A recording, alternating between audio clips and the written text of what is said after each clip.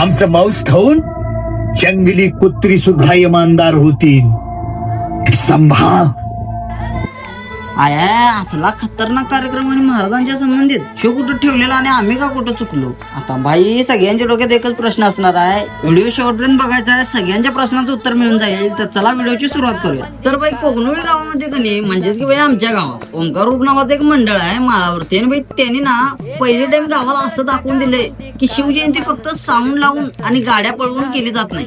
तर याला शिवजयंती म्हणत नाहीत, महाराजांना नाराज करणं आणि महाराजांचा अपमान करणं म्हणतात. अरे आम्ही या महाराष्ट्राच्या भूमीत, आम्ही या भारत मातेच्या भूमीत जन्माला आलोय. मग जरी आमच्यासारख्याला भाग्यवान जरी म्हटलं तरी काय हरकत नाही. आणि आपण काय करालोय, या गोष्टीचा दुरुपयोग करालोय. आज जर बाई आपण नाही सुधारलो तर उद्याची पिढी काय करणार आहे.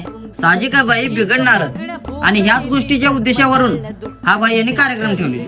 आता ह्यामध्ये ना बाई ओंकार रूपचा आम्ही आभार मानलं पाहिजे. कारण ना बाई त्यांनी ना जुन्या आमच्या आठवणी ताज्या करून दिल्या. मग ते जात्यावरचा दळाप असो किंवा आई सकाळ सकाळी तांदूळ नीट करते वेळी आईच्या मागं पुढं करणं असो, आमच्या तर बाई आठवणी ताज्या झाल्या. आणि बाई ह्यामध्ये ना त्यांनी लावणी पण सादर केलेली.